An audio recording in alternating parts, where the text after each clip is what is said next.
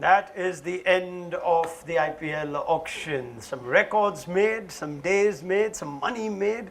Sam Curran, Cameron Green will never forget this day, nor will somebody like Mukesh Kumar. And we now have our squads in place for the IPL in 2023. We look back at it all, we see who nailed the auction. Can you really make a judgment with the 10 teams and the sort of uncertainties that tends to throw? Well, we'll find out with Tom Moody in just a moment. Before that, Wasim Jaffer and Stuart Binney in studio with me. Gentlemen, done. Firstly, I must credit the BCCI for organizing this to the T as far as timing goes. Of course, the auctions can go on all day at times, but it is the end. If I have to just ask both of you on, say, the one sort of surprise for today, if you have to just start, what would it be? Would it be Brook? Would it be Cameron Green? I think Brook, Cameron Green and Nicholas Puran. And then Rasiv and Doosan not getting sold as well, probably. And Adam Zampa going to a franchise, probably, you know, I should have probably thought that he would have gone to Mumbai Indians, makes more sense. Probably he'll sit out most of the season because Ashwin and Yajwendra Chahal playing there. Would have made more sense had he gone to Mumbai Indians, but other than that, you know, usual suspect. Yeah. All right, usual suspects. You know what? Let's get straight into the squads. Really, that's all we need to do here, and get Wasim, Tom, and Stuart's thoughts in it. So let's pick our squads one by one. We review the squads after the IPL auction to see who covered the bases that needed to be covered after the IPL 22 that they had. And why don't we start with the Chennai Super Kings, who have a statement and a point to prove after disappointing IPL in 2022. Let's run through the selections. They picked up Ajinkya Rahane early, so that's that typical experienced batter that you'd like to go for. Robin Uthappa, of course, has retired. Ben Stokes was their biggest signing at just over 16 crore. We'll probably see him bat 3. Maybe Moeen Ali will have a different role in the CSK side going forward. In addition to that, Kyle Jamieson picked up at just about his base price, there and thereabouts. And otherwise, they added a few domestic players, uncapped players in Ajay Mandal, Bhagat Verma to that team. And of course, Sheikh Rashid, who was taken early in the day. So let's get a verdict on CSK. Let's go in studio first up. Stu, Ben Stokes takes the headlines. Yeah, no surprise. I think after losing Bravo, I think they needed someone to step up in that position. And Ben Stokes, with his history of doing well in the last 18 months, is someone who's definitely a big buy for them. And also the balance of the squad is not too bad, Wasim. I think they've got most of it sorted out. Yeah, I mean, Deepak Chahar will be back for them. Wasim, Ravindra Jadeja seems to have sorted whatever issues there were, so he will be in that team. So would you say that they didn't have a lot of bases to cover? There's no express fast bowler there. But are you happy if you're CSK? I think so. I think they've got Hangargekar, you know, bowls 140 and had a good season for Maharashtra. They've got decent, you know, uncapped Indian players, which is exciting. But they've got Kyle Jamieson, Ben Stokes, you know, Ajinkya Rahane, a senior guy, and some of the uncapped players who are exciting. Yeah. So I think they've got their bases covered, I would say. All right, Tom Moody, I'm not sure if Stokes to CSK was something we would have heard a lot in our build-up to the auction. We thought a number of franchises would go for him, but CSK broke the bank for Ben Stokes. If you look at that auction, would you be happy if you're Chennai Super Kings? Ronak, you've obviously got a short memory. I actually did predict that Ben Stokes would end up at CSK, but convenient short memory. Yeah, look, to be honest with you, CSK have got a good squad. The one concern I have with CSK is who's doing the death bowling, and that is really the void they were trying to fill with Bravo. There's no doubt that Ben Stokes has filled the all-rounders void, but Ben Stokes isn't a death bowler, and he'll you know rarely bowl his four overs complete in any game. He's a top order dynamic player. He's a genuine leader, but who is it that's going to be bowling at the death? Mahesh Theekshana started bowling a bit at the death for Sri Lanka at the World Cup that we saw. Tom, do you see him as someone who will take up that role? Yeah, and we're back at the Chepauk now. Does that perhaps tell them that, okay, no, they should be all right? Deepak Chahar perhaps as another death bowling option, or does that not satisfy you if you had to lead this team or coach this team? Yeah, well, the thing is, you're relying on a 19-year-old Sri Lankan that's just cutting his teeth in the game. There's no experience there. Yeah, Deepak Chahar has got great experience. To me, he's more skilled with the new ball. He's a bit like Bhuvaneshwar Kumar. He's a genuine wicket taker up front. Are you wanting to, make sure that you're keeping 2 of his overs for the back end? I just feel that, that they missed a trick by trying to really fill that void, which was an obvious one at the end. So, yeah, look, they look like they've got a pretty well balanced squad for their home venues, but going away, travelling away, that's when you can get exposed, particularly on surfaces, on the better batting surfaces where spin's not going to dominate. All right, we'll wait and see how CSK go about it. Let me get a quick rating from all 3 of you. If you have to rate them out of 10, Wasim, how do you think they had an auction? Well, I think what Tom says there is absolutely on point. They'll have problem defending scores, which was a problem last year as well. Yeah.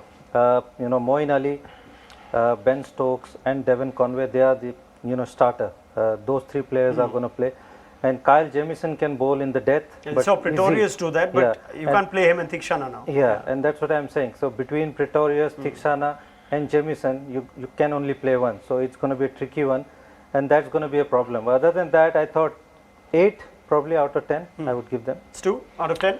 7. 7. Tom? 6.5 for me.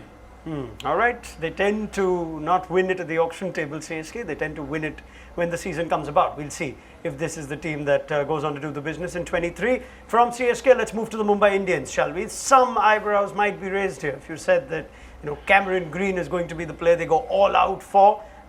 Their bowling was a huge concern for them last time around. They have to fill the shoes and the void of Kieron Pollard. You think Tim David is up for that gig. But as we look at that Mumbai team, Tom, are you happier after this auction, after what we saw last year, which was an abysmal year for Mumbai? Yeah, they had a poor auction last year. There's no doubt about that. I think this year they've done exceptionally well. We're assuming that Jofra Archer's going to be fit, and if he's fit with that squad, that changes the whole dynamic. Him and Bumrah is a pretty special combination, at the bookends of the game, right up front and at the back end. They're going to be absolutely on point. They've also been very clever with some recruitment before the auction with Jason Berendorf, getting the cover of an experienced left-arm swing bowler, particularly in the home conditions in Mumbai where it does swing. And they picked up Jai Richardson for an absolute steal. So if they do have issues with Jofra Archer, they've got the ability to bring him into the contest. I thought the Cameron Green selection did raise an eyebrow too, purely on the basis of how much he went for. But I understand Mumbai's philosophy, and they've been pretty much this way in their recruitment strategy. They recognise that he is a serious talent, and they're not looking just this year. They're looking into the future where he's going to have an impact. He as I said earlier in the day, forget about him as the opener. He doesn't need to open the batting. He can play a role anywhere in that middle order, depending on circumstances. But he does provide a very dynamic package for him. I guess there are 2 questions that the Mumbai would have loved to have answered. One, they haven't filled Hardik Pandya's role, such a big role, Wasim, for them. So Cameron Green is clearly that batting all-rounder who will bowl a bit. Maybe his bowling will improve and he'll play, as Tom said, in the middle. And the other one was the leg spinner. They let go of their 2 young leggies. They've taken Piyush Chawla back. Have they answered those questions for you? There's a question mark over the fast bowler's fitness. Jofra Archer is going to come after a long time. Bumrah as well. If they don't play all their games, then there's a question mark.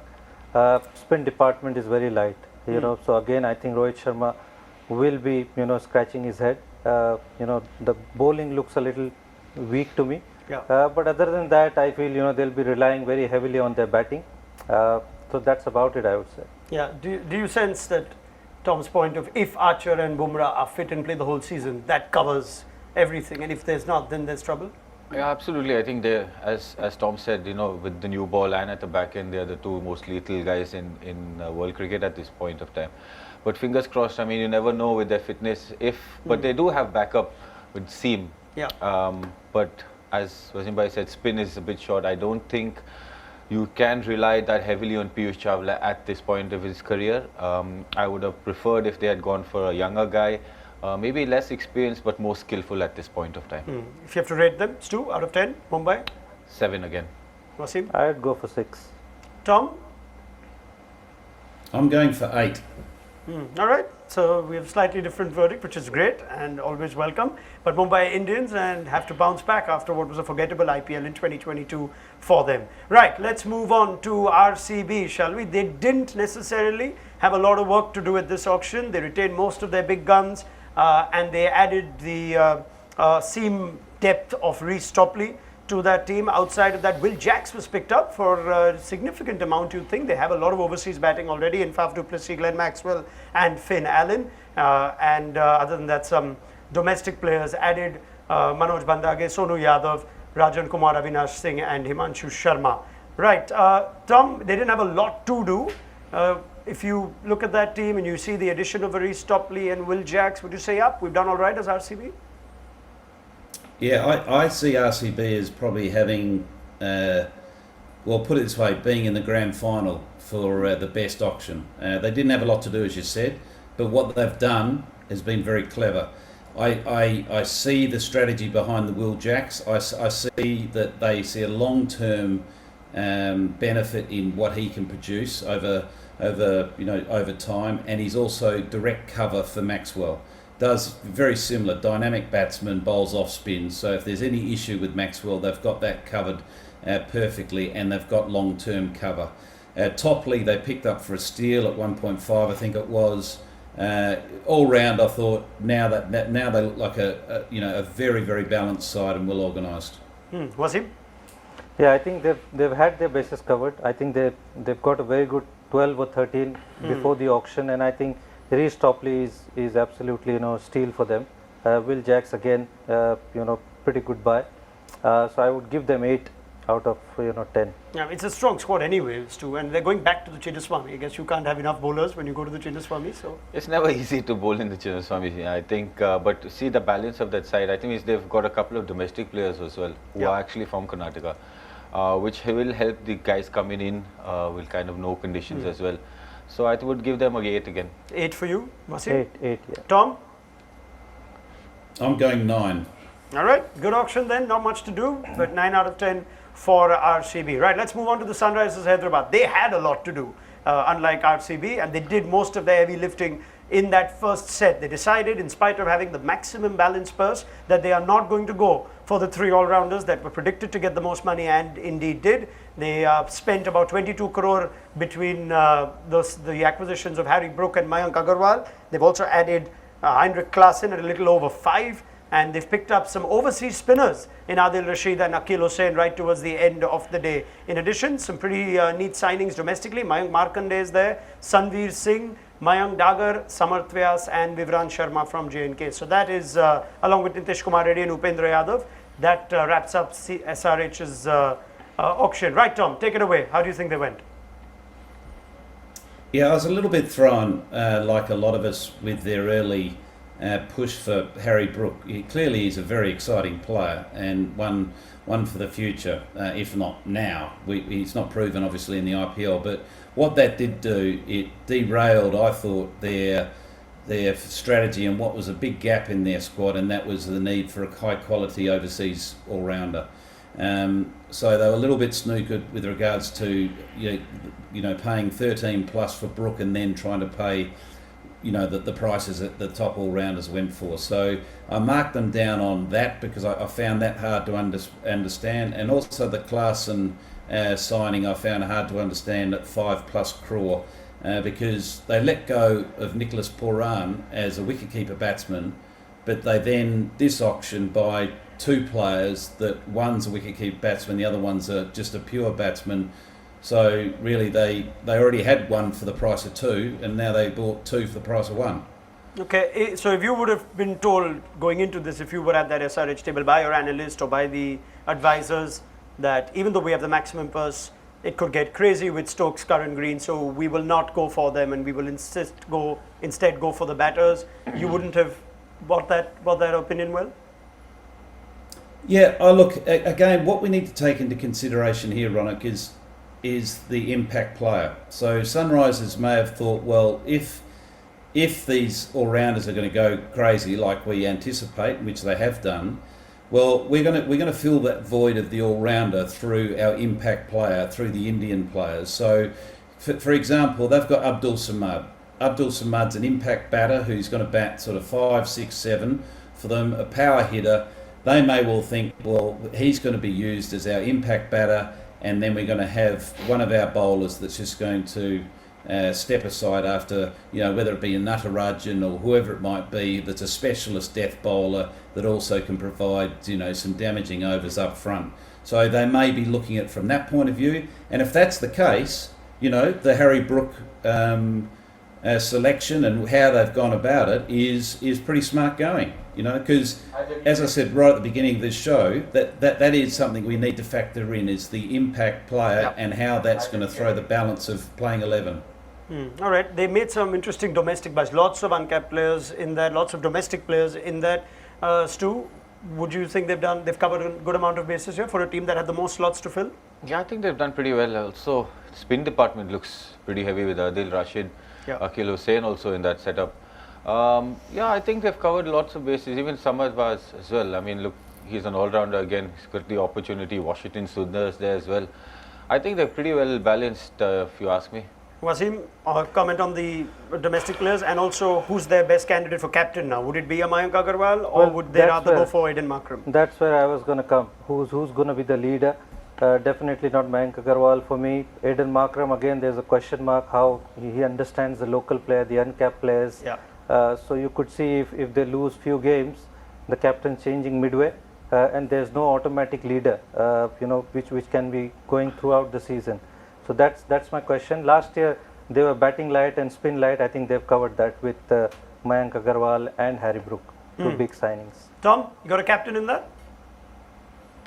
Yeah, well, that's the other, I suppose, big question mark. But I think the only one for me is it's going to be Markram, and I think he's already been seen as being the captain for the Sunrisers team in South Africa. So they may be thinking, well, we want him as our dual captain in both our franchise teams. All right, if you have to give a rating, Tom? I've got a 7. Wasim? I'll give them 7 as well. Stu? 8. All right, Stu says 8, Wasim and Tom both say 7. Let's move on to our next team. Sunrisers Hyderabad had a lot of work to do. I didn't think Delhi Capitals had a lot of work to do, but they made some very interesting buys here. I say interesting because I didn't see it coming. They went really hard for Cameron Green. They of course have Mitchell Marsh, who you think will just be in an unmovable or immovable top order with David Warner, Prithvi Shaw and Marsh, but they've added Manish Pandey, they've added Riley Russo, all guys who like to play in those positions, and they also have Yashdul and Sarfaraz Khan, remember, as batters who like to play in those positions. Mukesh Kumar is the story for them. They've perhaps identified him as a bowler to replace Shardul Thakur, and it's a return for Ishant Sharma to Delhi, whose cricket career goes on and his IPL career goes on. Phil Salt also added today. Interesting choice of players that were picked up. Wasim, how do you analyze how Delhi went about their business today? Yeah, I think they've got 2-3 players, far too many. Riley Russo again, he'll probably sit out at the start of the tournament. Even Manish Pandey, can't see him, going into that top 6. And he bats at number 3. That's his preferred player. I don't see him batting there. And they have got Sarfaraz and Yashdul sitting there. Ishant Sharma again, he's been picked. Mukesh Kumar, I think, is a good buy. So a little bit confused, I would say, the way they went about it. But I think they've got their best 11 anyway. It's the players who are sitting out, just might confuse them a little bit. Yeah, I mean, Shardul Thakur was the big release by them. You think a player like him is hard to get, and they were happy to trade him off. So have they filled that void too? Yeah, I think they looked a little bit confused with the players that they got. Really didn't get those players for the right conditions, if you ask me. Delhi is not going to be easy to bat on. Riley Russo, Manish Pandey, we're going to find it tough there. And if they're going to find spots to play, they have to bat where they're used to batting. You can't ask them to bat at number 6 or 5 and try and control the game. So that's why I found them a little bit awkward when they bought guys at that lineup. Yeah, did you sense anything, Tom, with the way Delhi were going about their bidding at the auction? They didn't get a number of the players that I mentioned, but do you almost sense like there is a worry on Mitchell Marsh?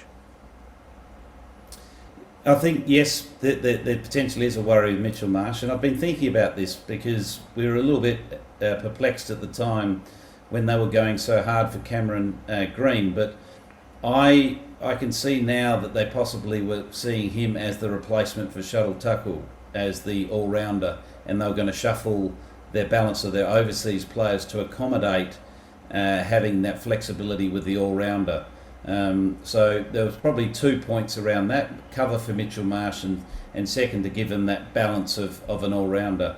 But they did seem a little bit erratic with their selections, I must admit. But if you pick their first 11, I think they're, as of today, I think they've got a very good side. Wasim? Yeah, I feel that Rishabh Pant, he might be tempted to open. I think going forward, he probably will be looking to open for India. So best chance for him being a captain that he would want to open. So that leaves, probably David Warner coming at 3, and then that could create a lot of problem. Who bats where?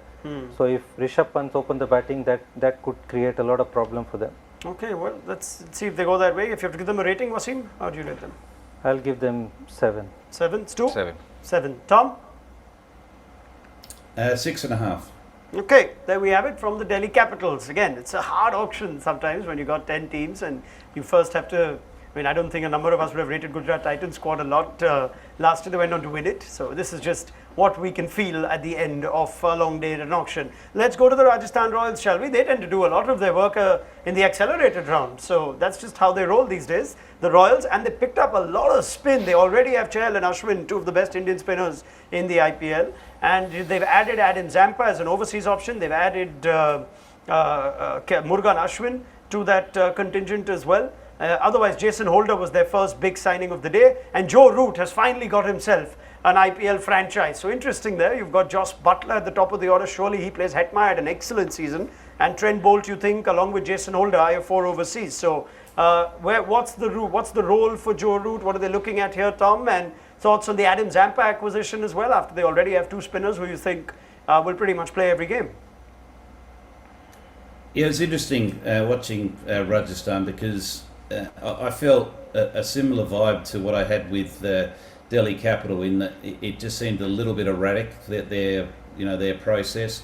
They bidded for a lot of players right to the end, but then pulled out. So they had obviously some early targets, but then they weren't prepared to commit to those targets fully to secure them, and therefore they found themselves in a bit of a rush at the end, having to fill the various gaps. Joe Root's, he'll be sitting on the bench unless there's injury issues. But to have a player of that calibre and that profile sitting on the bench is a big ask. I thought their signing of Jason Holder was a very good signing. I think the price point on him was a very, very good price point when you look at the all-rounders and how that trended throughout the day. So I thought that was a massive win for them. They secured that gap that they needed to secure. The other bits and pieces, to me, were a little bit sort of baffling. Yeah, would you go with that, Stu, that Jason Holder is going to be their best signing, and perhaps that's the base they had to cover and they've done that? Yeah, I agree. I think with Jason coming in, only Riyan Parag was there, the all-rounder slot, and you wouldn't really call him a proper all-rounder. And with Jason, I think it just balances that side. And Rajasthan, others, the back end just picked up guys, I think, just to fill the end date. Yeah, they had to. Spin though, big, heavy on spin. Could you make sense of that, Wasim? Well, last year they didn't have any backup for Ashwin and Chahal. Now they've got far too many. They've got Zampa, they've got the other Murugan guys. Ashwin, there's Karyappa anyway who's retained. Karyappa was there. Joe Root, I think, will be sitting on the bench. I think he can come with the red ball and prepare for the Ashes. But I think Jason Holder has strengthened that top 11. They've got their 4 overseas sorted who are going to start, and Jason Holder has strengthened that team. All right, let's move to our next team, shall we? And Rajasthan Royals, we shall see if they can go one step further than they did last year. Kolkata Knight Riders had done most of their work before the auction. They too could have just sent a couple of people and picked up whoever they were told. Interesting though that they have added 2 Bangladeshis to their squad. Shakib returns to KKR. Liton Das as potentially backup for Emanullah Gurbaz, who was traded from the Titans, and N. Jagadishan as an Indian keeping option there. Mandeep Singh's been picked up as well, and you could see the like for likes that they've gone with. David Weiser as potential backup for Andre Russell, and then a few Indian seamers that they've thrown in. Vaibhav Arora's been added to that squad, Suyash Sharma and Kulwant Khejrolia as well, and they did pick up the services of Shardul Thakur via the trade along with Lockie Ferguson, right? If you were KKR and you had very little to do, Tom, and you knew you were going to do a lot of your business like this towards the end of the day, after you did what you did with Shardul and Lockie, trading them in, would you sense they've had a good auction? I don't sort of put them in the same category as RCB. I felt that there was a sense of panic just watching it unfold. Obviously they had their hands tied with limited budget because of the recruitments that they did in the trade window. So, to me, they've doubled up on a few areas they didn't need to double up, particularly in the wicket-keeping batting sort of area that is a bit of an overload. I thought they had an okay day at the auction table, even though they didn't have a lot of work to do. Any standout signings there for you think, with the David Visa for Andy Russell or Vaibhav Arora going there? I think Vaibhav Arora was a good signing. I think Liton Das as well, even though he might miss out. Him and Shakib, I think, will be not available for most of the season, but I think it's a good signing going ahead. Other than that, the highlight for me was they putting bid for Sam Curran. I think that was the highlight for me, with the 7 crore purse. Yeah. That was the highlight. But I think they got what they wanted. Yeah. I think they've got their best 11 sorted out. Yeah, Stu? Yeah, even Jagdishan also in that lineup, I think he's done well. Not many teams went for him at that stage also. So nice to see them go with him as well. And also the bowling, I think, with Sunil Andre also fit to bowl. I think they're looking pretty strong. You've got still Saudi who doesn't play as well. So a lot of experience there in that setup. All right, you have to rate them, Stu, out of 10? 8. I'll give them 7.5, I would say. Tom? 7 out of 10 for me. Okay, I think I forgot a rating for the Rajasthan Royals, so let's go back to it. All the chaos with which they ended the auction. But would you, if you have to rate them? I would give them 8. 8. 7. 7. Tom? 7 for me. All right, 7. I think a lot of those points were for Jason Holder, who has given this team some sort of balance, or better balance, you would think. Right, let's go to Punjab Kings, shall we? And see how they went. They just bossed the auction the minute Sunrisers had shown their hand, and they showed it pretty early by picking up Brook and Mayank for a lot of money. So they have picked up Sam Curran as the IPL's most expensive player ever at an auction. They've added Sikandar Raza to their overseas contingent. There are some Indian players that have gone there as well, in the form of Harpreet Bhatia, Mohit Rathi, Shivam Singh and Vidwat Kavirappa. That is pretty much the team. Otherwise, they had a core group of players that they had retained in any sense. So Tom, thoughts on that? Happy with, Sam Curran's the story of the day, but if you're Punjab, are you happy? I would have thought very happy. I think they boast probably the best 4 overseas players in a combination for the playing 11. You look at Bairstow, you look at Livingston, you look at Rabada, and you look at Sam Curran. To me, that's probably the best 4 combination out of all the teams in the IPL that you can put on the park. It covers all bases. They're all dynamic. They're all match winners, and they all got specific roles. So I think they look a very strong side. I thought they had an extremely good side last year, and I think it's even better this year. So no pressure, was him. Yeah, Stu? Yeah, having said that, they've balanced their side superbly. I think you can't really look at that list and say they're missing out on something. As with Rabada in that setup as well, in the top 4, as he spoke about, with the amount of balance that they bring into that international lineup. I think even the guys who have just come in as well are good replacements for guys who are already there. Yeah. So it's got a replacement for a replacement, and I think they've done pretty well. Yeah, Bairstow's injury is something they'll be looking at, but they already have a player of Bhanuka Rajapaksa's caliber in their squad. They've also got 12.2 crore left after the auction. So does that get distributed in the coaching staff? Wasim, how does it work? I hope so. All right, if you've got to give them a rating, Stu, out of 10? 8.5. 8.5. All right, Tom? Yeah, I'm giving them 8.5. I would like to give them more, but I just don't know why they didn't pick the 8th overseas player. Okay, we leave it there, right? We will find out if the Punjab Kings can cash in on what Tom Moody describes as the best 4 overseas players in terms of roles and phases and bases in an IPL side. Let's go to our next team, shall we? as we try and wrap up our coverage of this auction. Gujarat Titans, the champions. They started off with Kane Williamson, who will now be seen in Titans colours, and Josh Little has made history with a little more than 4 crore, becoming the first Irish player to feature in the IPL. Other than that, they added Odean Smith at base price. Mohit Sharma has gone. The Shivam Mavi is the most expensive uncapped Indian player of this auction, will also play for the Titans. KS Bharat as an Indian keeper option, and you've got Urvil Patel as well there. Stu, if you look at that team, I guess Williamson, Bharat, Little, Shivam Mavi, they stand out as the business that they've done for a championship side. You think they've covered bases? I'm really happy with what they have. It excites me to see what they've got in their squad. I feel that these teams are teams that already knew what they had, but they try to Strengthen make it them. stronger by sure. getting these guys in, Mavi, and it's just going to make the team stronger. And I think they were the top pick for me in the auction. All right, Wasim? I think they've got their bases covered. They were stronger, and I think they got even more stronger this season. So pretty good auction for them. Yep. Tom? Yeah, I agree. I think they're an excellent auction. Picked up some very smart buys, and it's only made them better than what they were last year. So we probably all thought they were going to come in the last 2 last year, and they'll probably end up, we're all thinking they're going to be in the top 2 this year, and it'll be the other way around. All right, give them a rating, Tom, for their auction business. I think you rate them well. Yeah, 9 out of 10 for me. All right, Wasim? I think 9 as well. 9 out of 10, Wasim. Stu? 9.5 for me. 9.5. All right, excellent auction then for the Titans. They've only made a championship winning side stronger, in the opinion of our panel. Let's go to the other new team. Lucknow Super Giants also impressed in their debut season. They did make the playoffs, and they had to fill some shoes. They let go of Jason Holder.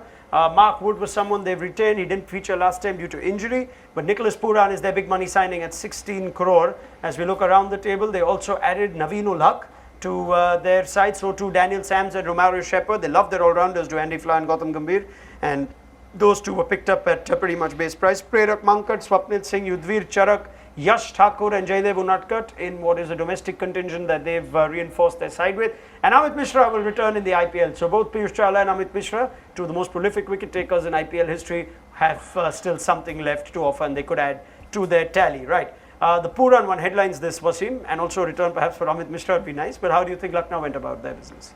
I thought they got good players. Sams and Romario Shepherd, I think, was a good buy, even though there's question mark about them delivering in the IPL. Nicholas Pooran again falls in that category, even though he's a quality player. But I think he was very overpriced. But I think they've got what they wanted. So they'll be decent side. Stu, lots of Indian domestic players added to that as well. Yeah, it looked good to see. Lucknow depended heavily on the all-rounders. If you look at their Krishnappa Gautam also sitting, hasn't played much for them as well. But the lineup seems to be of a lot of all-rounders, and I think they've done well. All right, 16 for Pooran. Could have gone maybe a bit more and got Stokes perhaps, but that's the kind of thing that is all would have, could have, should have, Tom, at IPL auctions. How would you rate Lucknow's business?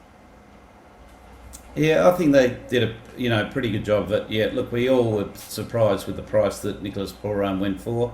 They clearly feel that he's going to add a lot of needed power in their middle order, also a left-hander, which is an important point of difference to have in that middle order. Naveed is a good backup pace bowler for Wood, but I think they possibly could have got someone with a bit more, I suppose, experience in IPL with regards to backup for Wood, because there's certainly no guarantee he's going to be available for every game. All right, let's wrap up a rating. Tom, for Lucknow?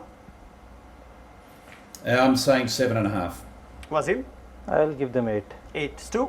7.5. All right, 7.5 to 8 for the Lucknow Super Giants. Right, as we wrap things up, I'm just going to throw 5 questions to sum this up. Take your time if you'd like, just need quick responses. I'll start with Tom Moody. Tom, one by one, which team did the best business this auction? RCB. Which team looks the strongest on paper? RCB. Who was the best bargain buy of the auction, you think?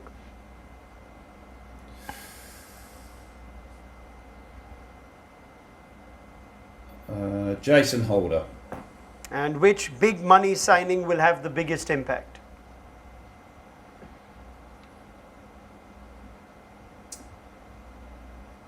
I'd say Ben Stokes. Okay, let's go to the same questions for Wasim Jaffer now.